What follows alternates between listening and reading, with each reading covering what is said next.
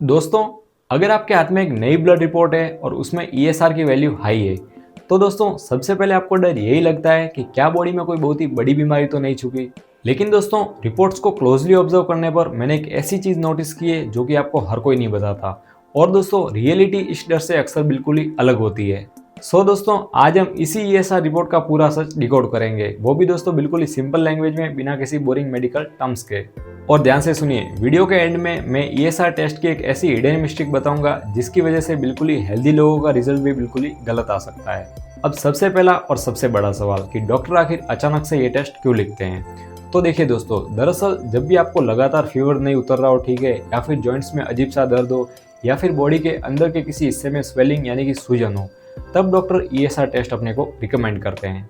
लेकिन यहाँ पर आपको एक चीज़ समझना बहुत ही ज़रूरी है कि दोस्तों, इस टेस्ट का जो मेन पर्पज़ है वो आपको किसी बीमारी का नाम बताना बिल्कुल ही नहीं है, बल्कि दोस्तों ये सिर्फ एक अलर्ट की तरह है। ये चेक करता है कि आपकी बॉडी में अंदर ही अंदर कहीं पर इन्फ्लामेशन यानी कि सूजन तो नहीं चल रही। सिंपल शब्दों में समझे तो ये सिर्फ एक दोस्तों बेसिक स्क्रीनिंग टेस्ट है। ये किसी बड़ी डिजीज का फाइनल कंफर्मेशन बिल्कुल ही नहीं है ना।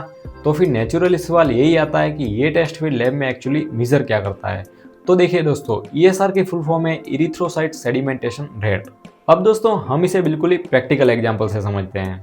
तो सोचिए, अगर एक लैब ट्यूब में आपका ब्लड निकाल कर रख दिया जाए तो उसमें मौजूद रेड ब्लड सेल्स यानी कि आरबीसीज कितनी तेजी से घूमकर नीचे बैठ जाती है।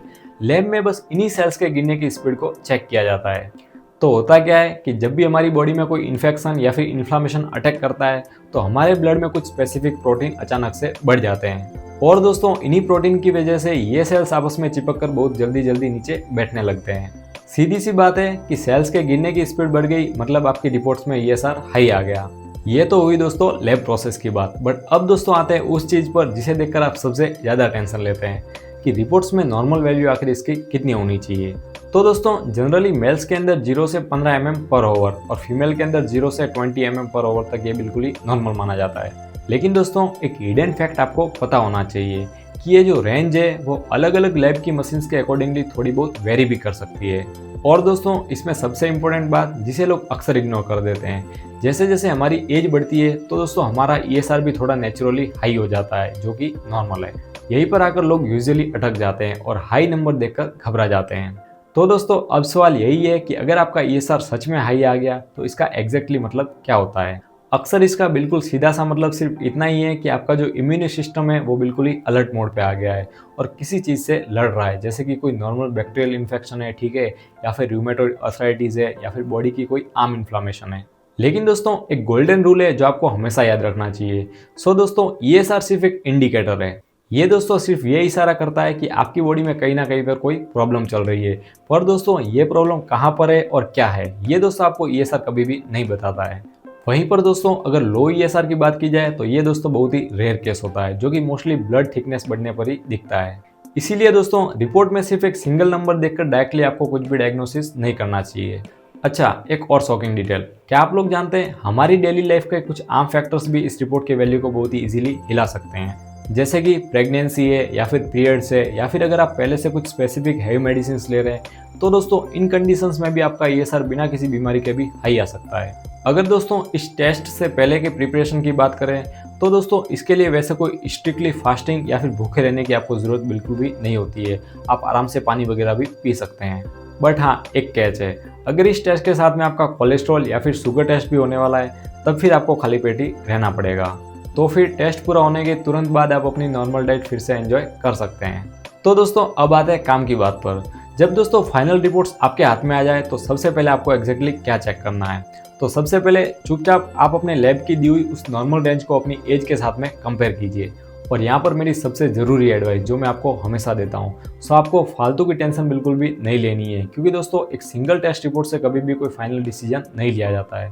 हमेशा अपनी ये रिपोर्ट्स अपने डॉक्टर को दिखाएं, क्योंकि दोस्तों वो इस ईएसआर के साथ में आपका फिजिकल सिम्टम्स और बाकी कंडीशंस को देखकर ही आपके लिए सही नतीजे पर पहुंचते हैं। चलिए, अब फाइनली आते हैं उस सबसे बड़े हिडन लैब मिस्टेक पर जिसका मैंने आपको वीडियो के स्टार्ट में आपसे प्रॉमिस किया था। पता है दोस्तों, कई बार बिल्कुल ही हेल्दी लोग भी अपनी रिपोर्ट्स में ईएसआर हाई देखकर बहुत ही बुरी तरीके से पैनिक कर जाते हैं, पर उन्हें यही नहीं पता होता कि ऐसा तब भी होता है जब लैब में आपके ब्लड सैंपल की टेस्टिंग करने में थोड़ा डिले हो जाता है। दरअसल दोस्तों अगर आपके लैब के सैंपल को टेस्ट ट्यूब में स्टैंडर्ड टाइम से ज़्यादा देर तक ऐसे ही रख दिया जाता है तो दोस्तों बिना किसी बीमारी के भी आपका ESR फॉल्सली हाई आ जाता है। सो देखा आपने एक अकेले नंबर और लैब एरर को देखकर भी कितनी बड़ी टेंशन हो सकती है। अब दोस्तों इस ESR टेस्ट का बेसिक फंडा तो आपको बिल्कुल ही क्लियर समझ आ गया, लेकिन दोस्तों यहाँ पर एक ऐसा ट्विस्ट है जिसके बिना आपकी ये मेडिकल नॉलेज पूरी तरीके से अधूरी है। असलियत ये है कि ESR की रिपोर्ट को डॉक्टर कभी भी अकेला नहीं पढ़ते। इसका सबसे सही और सटीक मतलब तभी निकलता है जब इसको आपकी CBC यानी कि कंप्लीट ब्लड काउंट रिपोर्ट के साथ में मैच किया जाए। अगर दोस्तों आपकी CBC रिपोर्ट में भी TLC या फिर हीमोग्लोबिन में कोई गड़बड़ी दिखती है तब जाकर आपकी हेल्थ की एक क्लियर पिक्चर डॉक्टर के सामने आती है। अब अगला बड़ा सवाल ये है कि इस कॉम्प्लेक्स CBC रिपोर्ट को घर बैठे सही तरीके से कैसे समझे। सो दोस्तों इस टॉपिक को क्लियर करने के लिए मैंने ऑलरेडी इसके ऊपर एक डिटेल्ड वीडियो बना दी है और उस इंपॉर्टेंट वीडियो का लिंक भी मैंने नीचे पिन कमेंट में और यहाँ पर एंड स्क्रीन कार्ड पे भी ऑलरेडी दे दिया है। सो बस बिना देरी किए उस लिंक पर क्लिक कीजिए और सीधा उस वीडियो पे पहुंच जाइए, मैं आपका वहीं पे इंतजार कर रहा हूँ। तो चलिए दोस्तों मिलते हैं उस नॉलेज पैक वीडियो में, तब तक के लिए स्वस्थ रहिए और मस्त रहिए। Thank you.